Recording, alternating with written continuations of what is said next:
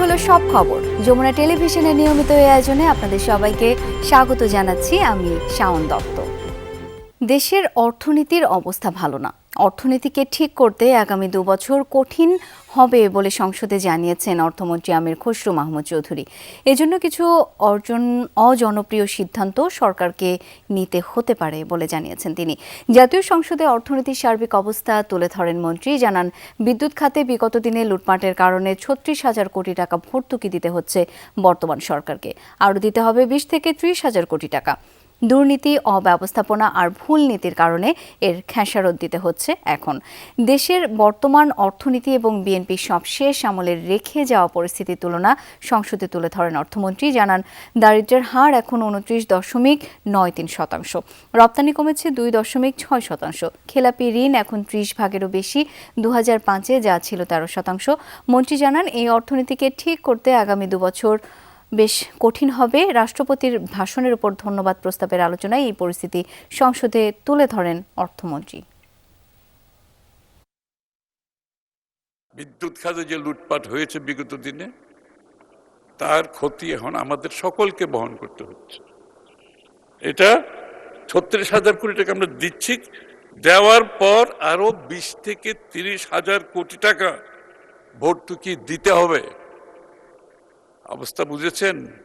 অর্থনীতি কোথায়, আমাদের ফিসক্যাল স্পেস কত কমে যাচ্ছে আস্তে আস্তে। বিএনপি সরকারের সময় শেয়ার বাজারে লুটপাটের সুযোগ ছিল না, ভবিষ্যতেও থাকবে না বলে সংসদকে আশ্বস্ত করেছেন অর্থমন্ত্রী আমির খসরু মাহমুদ চৌধুরী। 2টি নতুন বিল পাশের বিরোধিতা করে তা স্থগিতের দাবি জানিয়ে বিরোধী দলীয় নেতা বলেন, সরকার দায়িত্ব গ্রহণের পর প্রথম 2 মাসে যেসব কাজে হাত দিয়েছে তার প্রতিটিই জন আকাঙ্ক্ষার বিপক্ষে গেছে। ত্রয়োদশ জাতীয় সংসদের প্রথম অধিবেশনের 25তম ও শেষ কার্যদিবস। এদিন শুরুতে উত্থাপিত হয় Bangladesh securities and exchange commission সংশোধন বিল 2026 এবং বীমা উন্নয়ন ও নিয়ন্ত্রণ কর্তৃপক্ষ বিল 2026। বিশেষ কমিটির সুপারিশ অনুযায়ী বিল দুটি কণ্ঠভোটে পাশ হয়। ধন্যবাদ মাননীয় সদস্য। তবে বিল দুটি পাশের বিরোধিতা করে তা স্থগিতের দাবি জানান বিরোধী দলীয় নেতা। 133টা অধ্যাদেশ যেগুলো ছিল, এর মধ্য থেকে যেগুলা বিল আকারে এসেছে এবং যেগুলা ল্যাপসেস হয়ে গেছে, সেগুলাতে আমরা আমাদের অধিকার পুরোপুরি পাইনি, কারণ সময়ের সীমাবদ্ধতা ছিল। সেই ক্ষেত্রে ইচ্ছায় হোক অনিচ্ছায় হোক আমাদেরকে এই প্রক্রিয়ার মধ্যেই থাকতে হয়েছে। তো এখন সেরকম কোনো প্রেক্ষাপট ছিল না এই 2টা বিলের ক্ষেত্রে। গত 15 বছরে শেয়ার বাজার থেকে 1 লাখ কোটি টাকার বেশি লুটপাট হয়েছে। এই লুটপাটে জড়িতদের জবাবদিহিতার আওতায় আনার জোর দাবি জানান স্বতন্ত্র সংসদ সদস্য রুমিন ফারহানা। এগুলো লুটপাট করা হয়েছে একটি বিশেষ গোষ্ঠীর মাধ্যমে।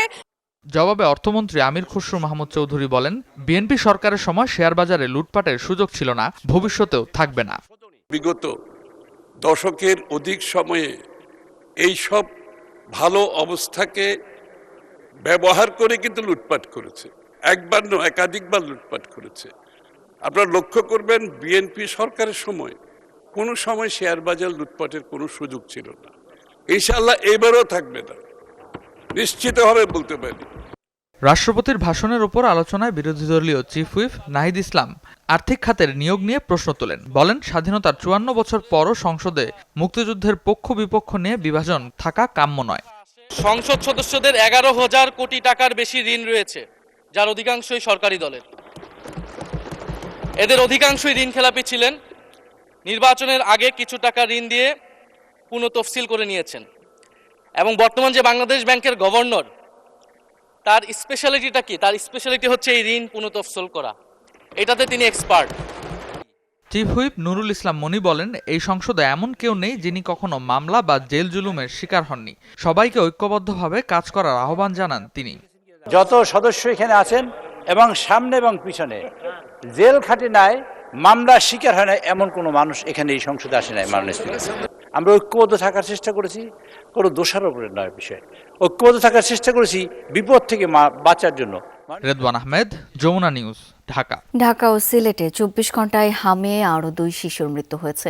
দেশের বিভিন্ন জেলায় হাসপাতালে নতুন করে ভর্তি হয়েছেন 1235 জন রোগী। রাজশাহী মেডিকেলে হাম ও উপসর্গ নিয়ে 24 ঘন্টায় ভর্তি হয়েছেন 17 জন। চিকিৎসা শেষে বাড়ি ফিরেছেন 14 জন।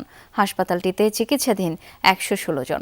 রাজশাহী ছাড়াও দেশের বিভিন্ন হাসপাতালে হাম ও উপসর্গ নিয়ে রোগীর ভিড় রয়েছে। কোথাও কোথাও আইসোলেশন ওয়ার্ডে শয্যা সংকটে বারান্দায় রেখেও রোগীদের চিকিৎসা দেওয়া হচ্ছে। বাড়তি চাপ সামাল দিতে হিমশিম অবস্থা চিকিৎসক ও নার্সদের।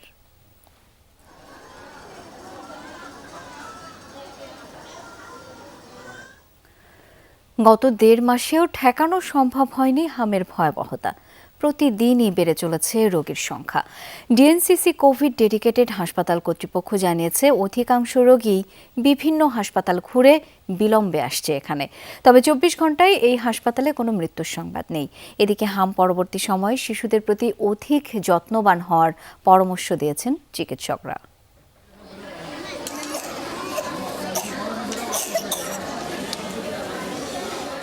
বয়স 9 থেকে 12 মাস, হামাগুড়ি দিয়ে ঘর জুড়ে দাপিয়ে বেড়ানোর সময়।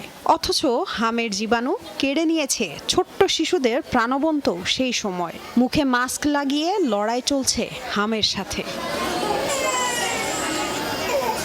জ্বর, সর্দি, অ্যালার্জি কিংবা ফুসকুড়ির মতো ভাব নিয়ে হাসপাতালে আসা শিশুদের শনাক্ত হচ্ছে হাম, যা দিনকে দিন বেড়েই চলেছে। আক্রান্ত শিশুদের বেশিরভাগই এসেছে ঢাকার বাইরে থেকে। গ্রামে ছিলাম আমরা, পরে ঢাকা নিয়ে যাচ্ছি, নিয়ে হাসপাতালে ভর্তি হয়েছি, পরে ট্রিটমেন্ট চলতেছে। বাচ্চা অসুস্থ আজকে 10 দিন যাবত, কালকে আসাতে যাওয়া, আজকে একটু সুস্থ আছে।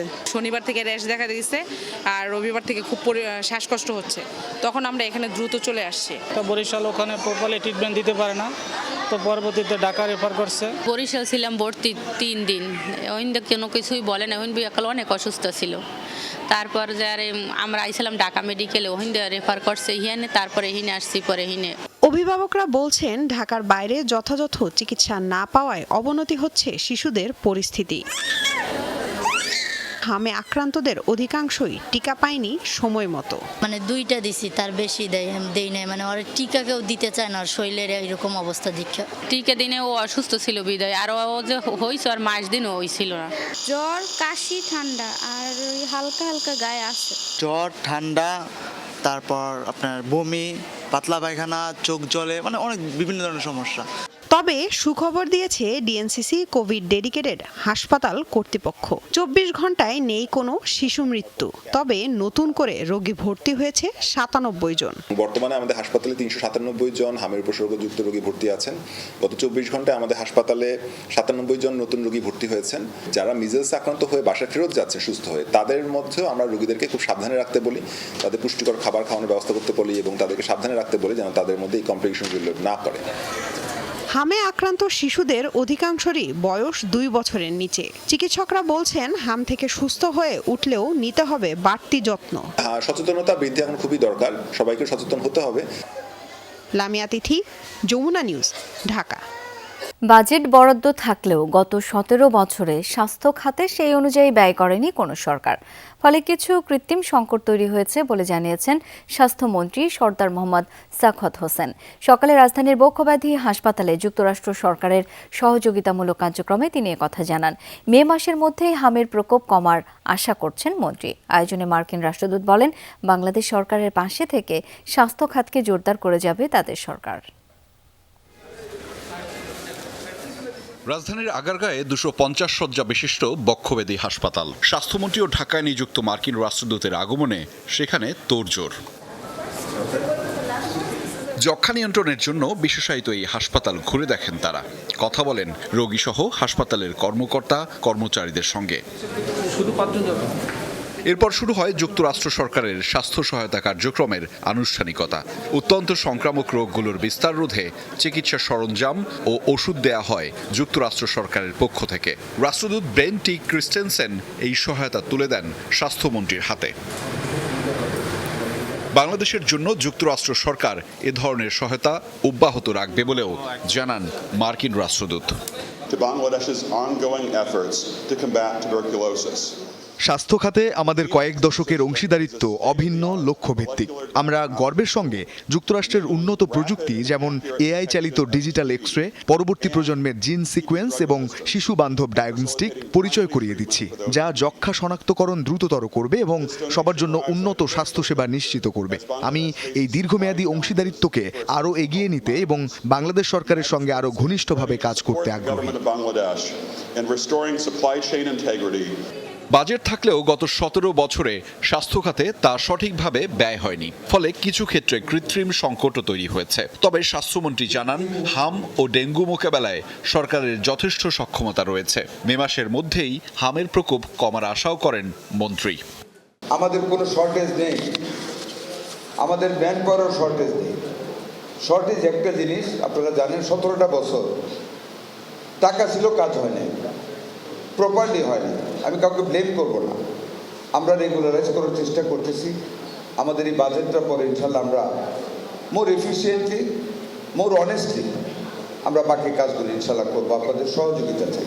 স্বাস্থ্যসেবা কার্যক্রম সহ বিভিন্ন উন্নয়ন উদ্যোগে যুক্তরাষ্ট্রের এই সহযোগিতা অত্যন্ত মূল্যবান বলে জানান স্বাস্থ্যমন্ত্রী। আহমেদ রেজা, যমুনা নিউজ, ঢাকা। বর্তমান সরকার ধর্ম নিয়ে কোনো রাজনীতি করতে চায় না বলে জানিয়েছেন প্রধানমন্ত্রী তারেক রহমান। অতীতের মতো আগামীতেও ধর্মকে রাজনৈতিক স্বার্থে ব্যবহার করবে না বিএনপি, একথা পুনর্ব্যক্ত করেন বৌদ্ধ সম্প্রদায়ের সদস্যদের কাছে। বাঙালি অবাঙালির পরিচয় ছাপিয়ে সকল ক্ষেত্রে সবাই সম অধিকার ভোগ করবে, এটাই সরকারের নীতি বলেও জানান সরকার প্রধান। বাংলাদেশ সহ সারা বিশ্বের সকল বৌদ্ধ ধর্মাবলম্বীদের বুদ্ধ পূর্ণিমার শুভেচ্ছা জানান প্রধানমন্ত্রী তারেক রহমান। শুভ বৌদ্ধ পূর্ণিমা উপলক্ষে সচিবালয়ে বৌদ্ধ ধর্মাবলম্বীদের সাথে শুভেচ্ছা বিনিময় করেন প্রধানমন্ত্রী তারেক রহমান। এ সময় বৌদ্ধদের পক্ষ থেকে প্রধানমন্ত্রীকে একটি ক্রেস্ট ও বৌদ্ধমূর্তির প্রতিবিম্ব তুলে দেওয়া হয়। প্রধানমন্ত্রী তারেক রহমান বলেন, মহামতি গৌতম বুদ্ধের পঞ্চশীল নীতি অনুসরণ করলে সকলে মিলে মানবিক রাষ্ট্র সমাজ নির্মাণ সম্ভব। যে যার ধর্মীয় রীতিনীতি ও অধিকার বিধি বিনা বাধায় স্বাধীনভাবে অনুসরণ, অনুকরণ ও ভোগ করতে পারেন এমন একটি রাষ্ট্র ও সমাজ বিনির্মাণ করাই হচ্ছে আমাদের সরকারের অন্যতম প্রধান দায়িত্ব এবং অঙ্গীকার। বর্তমান সরকার ধর্ম নিয়ে রাজনীতি করতে চায় না, ধর্মকে রাজনৈতিক স্বার্থে আমরা ব্যবহার করতে চাই না, অতীতেও আমরা তা করিনি। ধর্ম বর্ণ নির্বিশেষে বিশ্বাসী অবিশ্বাসী প্রতিটি মানুষের জন্য একটি নিরাপদ বাংলাদেশ নির্মাণের আকাঙ্ক্ষা নিয়েই মুক্তিযোদ্ধারা দেশ স্বাধীন করেছিল স্মরণ করিয়ে দিয়ে প্রধানমন্ত্রী বলেন, বিএনপি সরকারের তাই দর্শনই হচ্ছে বাংলাদেশী জাতীয়তাবাদ, যেখানে কেউ সংখ্যালঘু নয় বরং রাষ্ট্র সবার।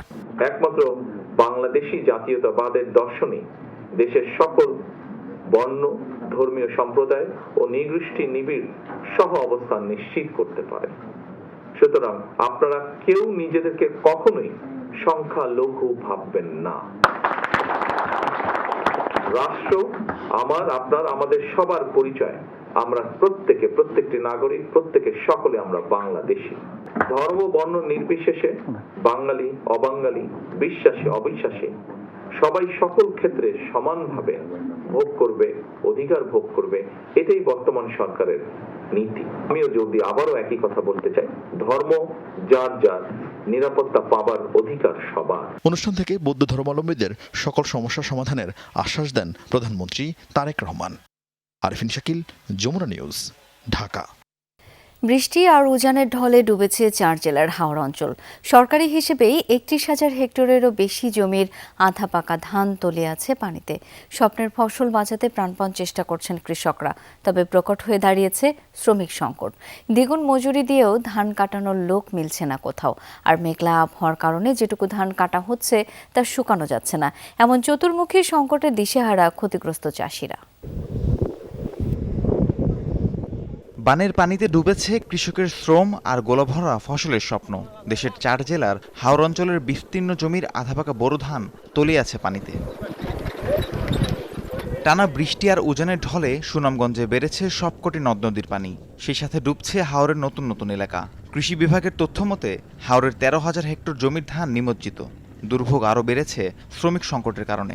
51% জমির ধান কাটা সম্পন্ন হলেও বৈরী আবহাওয়ায় বেশিরভাগই শুকনো যাচ্ছে না।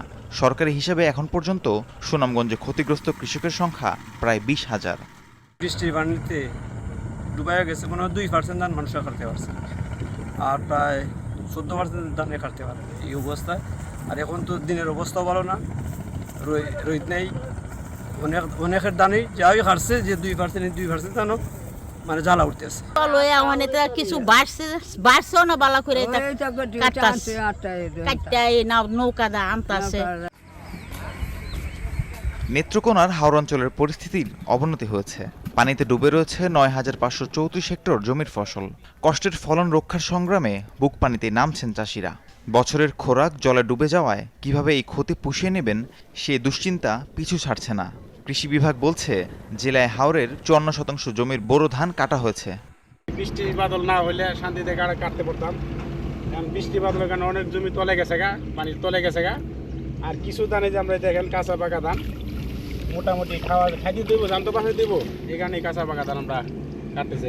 একবারে শেষ হয়ে গেছে গা, সুদি ভাট্টা করিয়া হাওলাত করিয়া কতভাবে টাকা পয়সা এনে গৃহস্থিটা করছিলাম, যে বহুলা বানলে খাই আমার থাকবেন শান্তিতে ঘুমায়, আমরা সব শেষ। সরকারি হিসেবে কিশোরগঞ্জে বানের পানিতে নিমজ্জিত হয়েছে 5,000 হেক্টর জমির ফসল। জমিতে পানি থাকায় নামানো যাচ্ছে না হারভেস্টার মেশিন। যে কোনো মূল্যে ফসল বাঁচাতে চলছে চাষিদের আপ্রাণ চেষ্টা। যারা আগে ভাগেই ধান কেটেছেন তারাও বৈরী আবহাওয়ায় ফলন শুকনো নিয়ে বিপাকে। আপনার ক্ষেত করছিলাম 2 কানি, 1 কানি পানির তলে অলরেডি গেছে গা, আরেক কানি আছে বাসা, ওইটা বাড়ির লোকজন নিয়ে কাটতে যাইতেছি। তো দেখি আশাবাদী যদি কাটতে পারি তো কাটবো, না হলে তো কিছুক্ষণের ভিতরে ডুবে যাবে। দাওয়াল আছে, দাওয়াল আছে, দাওয়ালে কারে দিব কারে না, সবারই একই অবস্থা। পানি যেহেতু একবার আয় পড়ছে সবারই একই অবস্থা। আমি মনে করি প্রায় 5-7 বছর ধানকারীরা আজকে যাইতেছে বাধ্য হয়ে। হবিগঞ্জে 3,300 হেক্টর জমির ধান তলিয়ে আছে পানিতে। যেই 55% ধান কাটা হয়েছে তা না শুকানোয় সেগুলোই চারা গজাতে শুরু করেছে। অন্যদিকে পানিতে থাকা ফসল কাটার জন্য দ্বিগুণ মজুরি দিয়েও শ্রমিক পাওয়া যাচ্ছে না। কৃষি বিভাগের তথ্য মতে জেলায় ক্ষতিগ্রস্ত কৃষকের সংখ্যা প্রায় 6,700। আমি এখানে বাড়ির মধ্যে এলাকায় 20 কের জমি করছি, 20 কের জমি 2 কের জমি খাচ্ছিলাম, আর কাটতে আসছি সব পানির নিচে। এখন বর্তমানে জমিনের মাঝে আপনার 5-7 পানি আছে। 8 কের জমি কাটাই আনছি 4,000 টাকা দর, বুঝছেন নি? কামলার পয়সা উইতো না, যে অবস্থা ধানের ব্যস্ত আছি আমরা 660 টাকা দর। ভাই আমি 25 কের ক্ষেত করেছিলাম, 25 ক্ষেতের মধ্যে এক তোলা ধান এখন তো বাইতে নিতে পারছি না, একটা বনও নিতে পারছি না। 100 মণ ধান বেশি, আর বাদ বাকি সবগুলো গেরাইছে, আর 5 কের তলে আছে, 20 কের ক্ষেত কাটাইছে। রাহিম সারোয়ার, যমুনা নিউজ। মার্চ মাসে চালের দাম কমার ফলে সার্বিক মূল্যস্ফীতি কিছুটা কমলেও সামগ্রিকভাবে অর্থনৈতিক চাপ এখনও রয়েছে। পরিকল্পনা কমিশনের মাসিক প্রতিবেদনে সব তথ্য তুলে ধরা হয়। প্রতিবেদন বলছে অভ্যন্তরীণ খরচ বৃদ্ধি, রাজস্ব ঘাটতি আর বৈশ্বিক অনিশ্চয়তার কারণে পরিস্থিতি সহজ নয়। তাই অর্থনীতি সামলাতে সতর্কতামূলক পদক্ষেপ প্রয়োজন। মার্চে সাধারণ মূল্যস্ফীতি কিছুটা কমে 8.7% নেমে এসেছে, যা ফেব্রুয়ারিতে ছিল 9.1%। তবে চালের দাম কমলেও মাছ, মাংস আর সবজির দাম বেশ চড়া। জ্বালানি খরচ বাড়ার প্রভাবও পড়েছে বাজারে। খাদ্য বহির্ভূত খাতে মূল্যস্ফীতি 9% উপরে। বাসা ভাড়া, পরিবহন, বিদ্যুৎ আর বিভিন্ন সেবার খরচও ঊর্ধ্বমুখী। সেই তুলনায় বাড়েনি মজুরি। প্রতিবেদন বলছে ব্যাংকিং খাতে আমানত আর ঋণ দুটোই বেড়েছে, তবে সরকারের ঋণ নেওয়ার প্রবণতা বাজেটে চাপ তৈরি করছে। ঘাটতি দেখা যাচ্ছে রাজস্ব আদায়, কমেছে উন্নয়ন ব্যয়ের গতিও। প্রকল্প বাস্তবায়নে এখনও নানা জটিলতা আছে। আন্তর্জাতিক বাজারের দোহাই দিয়ে দেশে বাড়ল সয়াবিন তেলের দাম। লিটারে 4 টাকা বাড়িয়ে বোতলজাত তেলের দাম এখন 199 টাকা। তবে চাহিদা অনুযায়ী তেল মিলছে না। দোকানিদের অভিযোগ ক্রয় আদেশ অনুযায়ী যোগান নেই। তবে ডিলারদের দাবি 2 থেকে 3 দিনের মধ্যে স্বাভাবিক হবে বাজার পরিস্থিতি। বোতলজাত সয়াবিন তেলের দাম এখন 4 টাকা বেড়ে 199 টাকা। তবে নতুন যোগান আসতে আরও 2-3 দিন লাগবে। সরবরাহ সংকটের সুরাহা হয়নি। দোকানিদের অভিযোগ, দাম বৃদ্ধির পরও ডিলাররা চাহিদা মাফিক তেল সরবরাহ করছেন না। কেবল গুটি কয়েক বিক্রেতাই পাচ্ছেন, তাও বাড়তি দামে। ক্ষোভে অনেক খুচরা বিক্রেতা বোতলজাত সয়াবিন তেল তোলাই বন্ধ রেখেছেন। নতুন রেট 4 টাকা করে বৃদ্ধি হয়েছে, এটা আসতে সম্ভবত 3-4 দিন সময় লাগবে। আমাদের যেমন এই যে 1 লিটার তেল 195 টাকা রেট, ওই রেটে আমরা বিক্রি করতেছি 95। গায়ের বাইরে আমরা কোনো বিক্রি করতে পারতেছি না। দাম বাড়ছে, গত জিবারে থেকে এটা আসতে হয়তো আজকে বিকেলে হয়তো এটার প্রভাব বাজারে পড়বে, নতুন মাল ঢুকে যাবে গা, কারণ বাড়ানোর সুযোগ দিচ্ছে তো কোম্পানিরে, এখন ঢুকবে। সেক্ষেত্রে 1-2 দিন সময় লাগবে। আমার কাছে ডিলার যারা আছে তাদের কাছে ফোন দিলে মাল থাকলে অনেক সময় দেই, মানে 10টা চাইলে 5টা দেয়, আর দাম বেশি। 1 লিটার তেলের দাম কিনা পড়ে 194 টাকা, 95 টাকা বিক্রি। যদিও ডিলারদের দাবি ভিন্ন, বলছেন চাহিদা অনুযায়ী বাজারে তেল সরবরাহ করছেন তারা, বিক্রিও করছেন আগের দামে, তবে নতুন পণ্য আসলে দাম সমন্বয় করবেন। আমাদের অফিস থেকে কোনো এরকম তথ্য দেয় না যে এটা রেট হবে আর এইটা এমআরপি হবে। ওইটা দিলে তারপরে আমরা যখন দিবে তারপর আমরা কোম্পানিতে ডিউ করব, ডিউ করার পরে তারপর মাল আসবে, তারপর মাল সাপ্লাই হবে। 955 টাকা যদি গাড়ির হয়, 945 টাকা কিনলে 1 কার্টন মাল তুলতে আমাদের 60 টাকা দিতে হয় লেবারে। তাহলে আমরা কত টাকা বিক্রি করব? এটা কিন্তু খুচরা দোকানদাররা বুঝে না, প্লাস আপনারাও কিন্তু মানে বুঝতে চাইবেন না, কিন্তু আমার ভুক্তভোগীরা কিন্তু মাঝখান থেকে আমরা। বর্তমানে আমাদের বোতলজাত যেটা আছে 195 টাকা রেটের মাল এখনো আছে, 955 টাকা 5 লিটার যেটা বোতল যেটা ওটা আমাদের কাছে এখনো আছে।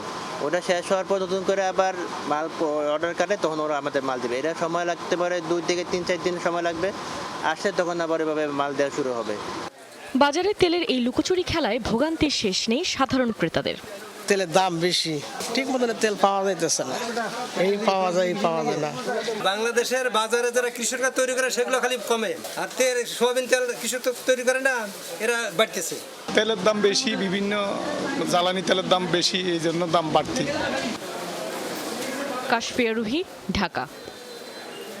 ভুয়া মেডিকেল রিপোর্ট দেয়ায় সাবেক মন্ত্রী কামরুল ইসলামকে বেসরকারি হাসপাতালে চিকিৎসার অনুমতি বাতিল করলেন ট্রাইব্যুনাল। অসুস্থ দাবি করে এদিন আদালতে আসতে চাননি তিনি, কিন্তু প্রসিকিউশনের নির্দেশে শেষ পর্যন্ত তাকে হাজির করা হয়।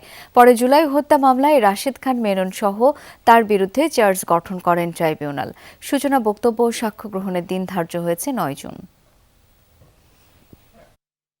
গত 9 এপ্রিল কেরানীগঞ্জের একটি হাসপাতালের রিপোর্ট দেখিয়ে ট্রাইব্যুনাল থেকে বেসরকারি হাসপাতালে চিকিৎসার অনুমতি নেয় সাবেক মন্ত্রী কামরুল ইসলাম। যদিও বৃহস্পতিবার জানা যায় সেই মেডিকেল রিপোর্টটি সম্পূর্ণ মিথ্যা ও ভুয়া। অনুমতি না থাকলেও কারাগারে অবস্থান করে মিথ্যার আশ্রয় নেয় রীতিমতো বিস্ময় প্রকাশ করে ট্রাইব্যুনাল। পরে কামরুল ইসলামকে বেসরকারি হাসপাতালে চিকিৎসার অনুমতি বাতিল করে তার আইনজীবীদের কাছে ব্যাখ্যা চান ট্রাইব্যুনাল 1। এই কেস সামারিটা 15/2/26 তারিখে কি করে ট্রাইব্যুনালে আসলো বা কি করে আসামিদের হাতে আসবে? কারণ উনি গত 18/11/2024 সাল থেকে হাজতে আছে। তাহলে 26 সালে 15/2/26 সালে উনি কি করে ডাক্তারের কাছে গেলেন? ফ্রড প্র্যাকটিস এই কারণে যে তিনি অসুস্থতার ভান করে পিজি হাসপাতালের পরিবর্তে এভার কেয়ার হসপিটালে যাওয়া, সেখান থেকে তার মতো করে কোনো রিপোর্ট বানিয়ে নিয়ে আসা এবং সেখান থেকে তিনি বিশেষ কোনো সুবিধা নেওয়া, ট্রাইব্যুনালের কার্যক্রম ব্যাহত করা, এইসব নানান উদ্দেশ্য থেকে এই জাতীয় পদক্ষেপ তিনি নিয়ে থাকতে পারেন। এদিন জুলাই হত্যাযজ্ঞের মামলায় কামরুল ইসলাম ও রাশেদ খান মেননের বিরুদ্ধে অভিযোগ গঠন করে বিচার শুরুর আদেশ দেন ট্রাইব্যুনাল। বিচার শুরুর আগে কোনোভাবেই হাসপাতাল থেকে ট্রাইব্যুনালে আসবেন না বলে জানান কামরুল ইসলাম। তবে প্রসিকিউশনের নির্দেশের পর তাকে হাজির করা হয়। 3টা চার্জ গঠন করা হয়েছে। এর মধ্যে অন্যতম চার্জ হলো যে তিনি শেখ হাসিনার সভাপতিত্বে 14 দলীয় নেতৃবৃন্দ হিসেবে তিনি এবং রাশেদ খান মেনন সহ আওয়ামী লীগের নেতৃবৃন্দ তারা একটা মিটিং করেছিলেন। সেই মিটিংয়ের মধ্যে বৈষম্যবিরোধী ছাত্রদের আন্দোলন দমন করবার জন্যে তারা নির্দেশনা দেন, কারফিউ জারি করার মতো সিদ্ধান্ত নিয়েছিলেন। এদিকে সারা দেশ থেকে আসা গুমের 100টি অভিযোগ নিয়ে কাজ করছে প্রসিকিউশন। চিফ প্রসিকিউটর জানান সব গুম খুনের বিচার করা হবে। এছাড়া প্রসিকিউটরদের ছাড়াও তদন্ত সংস্থার কেউ যদি ঘুষ লেনদেনের সাথে জড়িত থাকে তাদের বিরুদ্ধেও ব্যবস্থা নিতে পরামর্শ দেবেন বলে জানান চিফ প্রসিকিউটর। রাব্বি হোসেন, যমুনা নিউজ, ঢাকা। শুক্রবার নয়াপল্টনে দলের কেন্দ্রীয় কার্যালয়ে মে দিবসের শ্রমিক সমাবেশে যোগ দেবেন প্রধানমন্ত্রী ও বিএনপি চেয়ারম্যান তারেক রহমান। সকালে নয়াপল্টনে দলের কেন্দ্রীয় কার্যালয়ে সংবাদ সম্মেলনে দলের স্থায়ী কমিটির সদস্য ও প্রধানমন্ত্রীর উপদেষ্টা নজরুল ইসলাম খান এই তথ্য জানান। বলেন, গণতান্ত্রিক পরিবেশে এবারের মে দিবস পালিত হবে, যেখানে দিক নির্দেশনামূলক বক্তব্য দেবেন প্রধানমন্ত্রী তারেক রহমান। জানান, 2 মাসে সব প্রতিশ্রুতি বাস্তবায়ন সরকারের পক্ষে সম্ভব নয়, 5 বছরের মধ্যেই সব বাস্তবায়ন হবে। সংবাদ সম্মেলনে বিএনপির সিনিয়র যুগ্ম মহাসচিব ও প্রধানমন্ত্রীর উপদেষ্টা রিজভী আহমেদ জানান, শুক্রবার মে দিবসের সমাবেশে ঢাকায় শ্রমিক জনতার ঢল নামবে।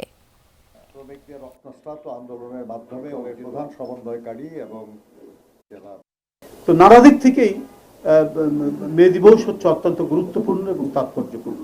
এটিকে প্রতি বছরই অত্যন্ত যথাযোগ্য মর্যাদায় পালন করে জাতীয়তাবাদী শ্রমিক দল। দেশের মাননীয় প্রধানমন্ত্রী তিনি আগামীকাল প্রধান অতিথি হিসেবে বক্তব্য রাখবেন। আমরা এবারের মে দিবস অনেক কারণেই বিশেষ গুরুত্ব দাবি রাখে, কারণ একটা গণতান্ত্রিক পরিবেশে একটা গণতান্ত্রিক ভাবে নির্বাচিত সরকার যখন রাষ্ট্র পরিচালনার দায়িত্বে, তখন আমরা এই মহান মে দিবস পালন করতে যাচ্ছি। চিকিৎসা কেন্দ্রিক স্বাস্থ্য ব্যবস্থা থেকে প্রিভেনশন কেন্দ্রিক স্বাস্থ্য ব্যবস্থার দিকে নিয়ে যাওয়ার প্রচেষ্টা করছে সরকার। একথা বলেছেন প্রধানমন্ত্রীর স্বাস্থ্য বিষয়ক বিশেষ সহকারী ডক্টর জিয়াউদ্দিন হায়দার। সকালে বিএনপির প্রতিষ্ঠাতা জিয়াউর রহমান ও সাবেক প্রধানমন্ত্রী খালেদা জিয়ার সমাধিতে শ্রদ্ধা নিবেদন শেষে কথা বলেন তিনি। ডক্টর জিয়াউদ্দিন বলেন, স্বাস্থ্যসেবা খাতে বর্তমান সরকার বিশেষ নজর দিচ্ছে। চিকিৎসা সেবা মানুষের দোরগোড়ায় পৌঁছে দেওয়া হবে। দেশের সকল নাগরিক যেন সহজে চিকিৎসা সেবা পায় সেটি নিশ্চিত করা হবে। ডক্টর জিয়াউদ্দিন জানান, পর্যায়ক্রমে 1 লাখ নতুন স্বাস্থ্যকর্মী নিয়োগ দেওয়া হবে। প্রতি বছর স্বাস্থ্য খাতে বাজেট বাড়ানো হবে। আগামী বাজেটে কমপক্ষে 1% বরাদ্দ বাড়ানো হবে। সেবা নিশ্চিতে দুর্নীতির লাগাম টেনে ধরবে সরকার। জানান, হাম প্রতিরোধে জরুরি টিকাদান কর্মসূচি চলমান রয়েছে। আগামী 1 মাসের মধ্যে হামের প্রকোপ কমে আসবে বলেও আশা করেন তিনি। প্রাইমারি হেলথ কেয়ার যদি আমরা ভালো করতে পারি, আমরা যদি প্রিভেনশনকে যদি আমাদের স্বাস্থ্য ব্যবস্থার কেন্দ্রবিন্দুতে নিয়ে আসতে পারি, আমরা স্বাস্থ্যকে যদি সবার দোরগোড়ায় নিয়ে যেতে পারি, তাহলে আজকে যে আপনারা যে হাম রুবেলার প্রাদুর্ভাব দেখছেন, এই ধরনের প্রাদুর্ভাবও ভবিষ্যতে হবে না। আমরা যে কোনো ভার্টিক্যাল প্রোগ্রাম থেকে আস্তে আস্তে সরে দাঁড়িয়ে, আমরা শর্ট টার্ম হরাইজন থেকে সরে দাঁড়িয়ে আমরা সব কিছুকে ইন্টিগ্রেটেড করতে চাই এবং ন্যাশনাল প্রোগ্রামের মধ্যে নিয়ে আসতে চাই। বিরোধী দল দেশের প্রচলিত আইন নিয়ে কাজ করবে নাকি শরিয়া আইনের পথেই হাঁটবে, এমন প্রশ্ন তুলেছেন তথ্য ও সম্প্রচার মন্ত্রী জহিরুদ্দিন স্বপন। সকালে জাতীয় প্রেস ক্লাবে সুনীল গুপ্তের স্মরণ সভায় প্রশ্ন করেন তিনি। বলেন, জামায়াতে ইসলামী শরিয়া আইন বাস্তবায়ন করার কথা বলেছে, কিন্তু সম্প্রতি এক অনুষ্ঠানে বিরোধী দলের নেতা বলেছেন শরিয়া আইন নয়, তারা ক্ষমতায় গেলে দেশের প্রচলিত আইনেই দেশ পরিচালনা করবেন।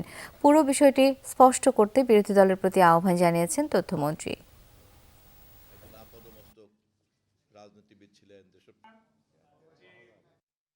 তারা গতকালকেও বক্তৃতায় বলেছেন শরিয়া আইন কায়েম করবেন, অথচ জামায়াতের আমির ডক্টর শফিকুর রহমান আজকের বিরোধী দলীয় নেতা তিনি বলেছেন যে তারা শরিয়া আইন রাখবেন না। আমি শুধু জানতে চাই, তারা কি দেশের প্রচলিত সাংবিধানিক আইনকে মেনে শাসন ক্ষমতা পাওয়ার চেষ্টা করছেন, নাকি তারা শরিয়া আইন প্রতিষ্ঠা করার প্রতিশ্রুতি দিয়ে বা প্রতিজ্ঞা নিয়ে রাজনৈতিক, সাংবিধানিক এবং সংসদীয় তৎপরতা চালাচ্ছেন? গণভোটের রায় বাস্তবায়ন সহ চলমান বিভিন্ন ইস্যুতে আবারও 3 মাসের ধারাবাহিক কর্মসূচি দিয়েছে 11 দলীয় ঐক্য। এ সময় নেতারা বলেন, গণভোটের রায় উপেক্ষা করে জনরায় নিয়ে ছিনিমিনি খেলছে সরকার। জনগণকে সাথে নিয়ে রাজপথের আন্দোলনের মধ্য দিয়ে এই দাবি আদায় করা হবে। দুপুরে রাজধানীর মগবাজারে জামায়াত ইসলামের কেন্দ্রীয় কার্যালয়ে 11 দলের লিয়াজো কমিটির বৈঠক শেষে সংবাদ সম্মেলনে এসব কথা জানানো হয়। গণভোটের রায় বাস্তবায়নে সংবিধান সংস্কার পরিষদের শপথ নিতে সরকারকে বাধ্য করতে রাজপথে ধারাবাহিক কর্মসূচি পালন করছে বিরোধী দলীয় জোট। 3য় দফায় আন্দোলনের কর্মসূচি নির্ধারণে রাজধানীর মগবাজারে জামাতে ইসলামীর কেন্দ্রীয় কার্যালয়ে বৈঠকে বসে 11 দলীয় ঐক্যের শীর্ষ নেতারা। প্রায় 2 ঘন্টা বৈঠক শেষে নতুন কর্মসূচি ঘোষণা করেন জোটের সমন্বয়ক ও জামাতের সেক্রেটারি জেনারেল হামিদুর রহমান আজাদ। জানান, 16 মে রাজশাহী বিভাগে সমাবেশের মধ্য দিয়ে শুরু, শেষ সমাবেশ 25 জুলাই সিলেটে। এই সমাবেশগুলোতে ওই সিটি কর্পোরেশন, বিভাগীয় শহর, এছাড়া আশপাশে যত জেলা আছে প্রত্যেক জেলাকে সম্পৃক্ত করে ব্যাপক লোকদের এখানে সম্পৃক্ত করা, সমাগম করা, সমাবেশকে একটা বিশাল মহাসমাবেশে রূপান্তর করার সিদ্ধান্ত নিয়ে আমরা অগ্রসর হচ্ছি। এ সময় এনসিপির মুখপাত্র আসিফ মাহমুদ সজীব ভুইয়া বলেন, সামনের দিনগুলোতে আন্দোলন জোরদারের প্রস্তুতি নেওয়া হচ্ছে। আমাদের যে রাজপথের আন্দোলন সেটা চলমান থাকবে। সামনের দিনে আমরা বিশ্বাস করি যে একই সাথে সংসদে আমাদের প্রতিনিধিদের কণ্ঠ এবং রাজপথে আমাদের আন্দোলন জনগণকে সাথে নিয়ে আরও বেগবান হবে এবং এক্ষেত্রে আমরা সারা দেশবাসীর সমর্থন, সহযোগিতা এবং অংশগ্রহণ প্রত্যাশা করছে। জনগণকে সঙ্গে নিয়ে গণভোটের রায় বাস্তবায়নে সরকারকে বাধ্য করা হবে বলে হুঁশিয়ারি দেন এনসিপির এই নেতা। আন্দোলন জনগণকে সাথে নিয়ে। শামীম রেজা, যমুনা নিউজ, ঢাকা। চলমান এসএসসি পরীক্ষাকে কেন্দ্র করে টেলিগ্রাম গ্রুপে ভুয়া প্রশ্ন বিক্রির মাধ্যমে প্রতারণার অভিযোগে দুজনকে গ্রেপ্তার করেছে র্যাব 10। র্যাব বলছে চক্রটি দীর্ঘদিন ধরে সুপরিকল্পিতভাবে টেলিগ্রাম গ্রুপ খুলে সেখানে সদস্য সংগ্রহের মাধ্যমে প্রশ্ন বিক্রির মতো জালিয়াতি চালিয়ে যাচ্ছিল। র্যাব 10-এর যাত্রাবাড়ি ক্যাম্পে সব তথ্য তুলে ধরেন অতিরিক্ত পুলিশ সুপার সোনালী সেন। তিনি বলেন, গ্রেপ্তার তাওসিফ রহমান রিশাদ ও সাজেদুল ইসলাম সাইফ দুজনেই আইটি সম্পর্কে বেশ অভিজ্ঞ। তারা নিজেরাই প্রশ্ন তৈরি করে ব্যাটম্যান ওয়াইল্ড ও ব্যাটম্যান নামের 2টি টেলিগ্রাম গ্রুপ খুলে সেখানে প্রশ্নপত্র সরবরাহ করে। পরে আগ্রহী শিক্ষার্থী ও অভিভাবকদের কাছ থেকে টাকা হাতিয়ে নিয়ে যোগাযোগের নম্বর ব্লক করে দেয়। গ্রেপ্তারকৃতরা হ্যাকিংয়ের সাথে জড়িত জানিয়ে র্যাব কর্মকর্তা আরও বলেন, ইতিমধ্যে শতাধিক ভুক্তভোগীর তথ্য তারা পেয়েছে। এ সময় অভিভাবকদের আরও সতর্ক হওয়ার আহ্বান জানান তিনি। এই চক্রটি 6 মাস আগে একটি টেলিগ্রাম গ্রুপ খুলে, যেটা ব্যাটম্যান ওয়াইল্ড নামে ওরা গ্রুপটি খুলেছে। এই চক্রটি 6 মাস ধরেই কাজ করছে, মানে এই পরীক্ষা এসএসসি 2026 পরীক্ষাটিকেই টার্গেট করে মূলত এরা কাজ করছিল। প্রধানমন্ত্রী তারেক রহমানের নির্দেশে হকারদের স্থানান্তর করা হচ্ছে বলে জানিয়েছেন ঢাকা উত্তর সিটি কর্পোরেশনের প্রশাসক মোহাম্মদ শফিকুল ইসলাম খান। বিকেলে নগর ভবনে হকারদের ডিজিটাল পরিচয়পত্র প্রদান এবং পুনর্বাসন অনুষ্ঠানে কথা বলেন তিনি। এ সময় তিনি হকারদেরকে ফুটপাত দখল করে চৌকি বসিয়ে ব্যবসার পরিবর্তে দৃষ্টিনন্দন ট্রলি বা নির্ধারিত বক্স ব্যবহার করার পরামর্শ দেন। চাঁদা দেওয়া বা নেওয়া উভয়ই সমান অপরাধ হিসেবে উল্লেখ করেন তিনি। বলেন, ফুটপাতে কোনো ধরনের চাঁদাবাজি বরদাস্ত করা হবে না। পাশাপাশি খেলার মাঠকে ব্যবসায়িক কাজে ব্যবহারে নিরুৎসাহিত করেন ডিএনসিসি প্রশাসক মোহাম্মদ শফিকুল ইসলাম খান। উনি নির্দ্বিধায় কোনো সময় ক্ষেপণ না করে আপনাদের কথা চিন্তা করে ওরা তো মানুষ যাবে কোথায়, এই শব্দটি উনি আগে ব্যবহার করেছেন। ওরা তো মানুষ যাবে কোথায়, ওদেরকে একটা অন্যত্র মেন রোডে নয় অন্যত্র একটা জায়গায় তাদেরকে ব্যবস্থা করে দাও। চুয়াডাঙ্গার আলমডাঙ্গার খাদিমপুর ইউপি চেয়ারম্যান মোজাহিদুর রহমান জোয়ারদার লোটাসের পরিষদে বসা নিয়ে স্থানীয়দের সাথে উত্তেজনা তৈরি হয়েছে। বেলা 11টার দিকে খাদিমপুর ইউনিয়ন পরিষদ চত্বরে এই ঘটনা ঘটে। পুলিশ ও স্থানীয়রা জানায়, 5 আগস্ট আওয়ামী সরকার পতনের পর মোজাহিদুর রহমানকে সাময়িক অপসারণের পর সেখানে প্রশাসক নিয়োগ দেয় জেলা প্রশাসন। এই সিদ্ধান্তের প্রেক্ষিতে হাইকোর্টে রিট পিটিশন দায়ের করেন তিনি। রিটে পরিষদে বসার অনুমতি পান মোজাহিদুর। সকালে পরিষদে গিয়ে দাপ্তরিক কার্যক্রম শুরু করলে গ্রামবাসীরা সেখানে ইট পাটকেল নিক্ষেপ করে। চেয়ারম্যানের রুমে ঢুকে করা হয় ভাঙচুর, অবরুদ্ধ করে রাখা হয় তাকে। এ সময় চেয়ারম্যানের সমর্থকরা পরিষদে গিয়ে তাকে উদ্ধার করে। খবর পেয়ে পরিস্থিতি নিয়ন্ত্রণে নেয় পুলিশ। এদিকে এর কিছুক্ষণ পর একই উপজেলার নাগদা ইউপি চেয়ারম্যান এজাজ ইমতিয়াজ বিপুল ও কালিদাসপুর ইউপি চেয়ারম্যান শেখ আসাদুল হক মিকাকে ধাওয়া দিয়ে পরিষদ থেকে বের করে দেওয়ার অভিযোগ পাওয়া গেছে। নিজ দল পেশোয়ার জালমির হয়ে ফাইনাল খেলতে বৃহস্পতিবার দুপুরে পাকিস্তানের উদ্দেশ্যে ঢাকা ছেড়েছেন নাহিদ। ফাইনাল শেষে দেশে ফিরবেন এই ফাস্ট বোলার। প্রথম দফায় 4 ম্যাচে 7 উইকেট নিয়ে এপ্রিলের 14 তারিখ পিএসএল খেলে দেশে ফিরেছিলেন নাহিদ রানা। পরে সিদ্ধান্ত হয়েছিল পাকিস্তান সুপার লিগের বাকি অংশের জন্য আর এনওসি দেবে না বিসিবি। পাকিস্তানের বিপক্ষে 2 টেস্টের সিরিজের প্রস্তুতির জন্য সিদ্ধান্ত নিয়েছিল ক্রিকেট বোর্ড। এছাড়া নিউজিল্যান্ডের বিপক্ষে চলমান টি-20 সিরিজে বিশ্রামও দেওয়া হয়েছিল। তবে পেশোয়ার জালমি ফাইনালে ওঠায় তরুণ এই পেসারকে আবারও পিএসএল ফাইনাল খেলার জন্য এনওসি দিয়েছে বিসিবি।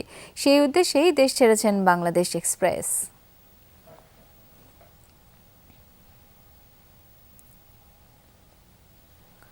ফিফা কংগ্রেসে যোগ দিতে কানাডায় ঢুকতে পারেননি ইরানের কর্মকর্তারা।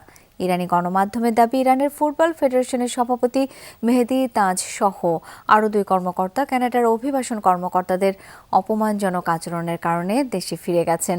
বৃহস্পতিবার কানাডার ভ্যাঙ্কুভারে আয়োজিত হচ্ছে 76তম ফিফা কংগ্রেস।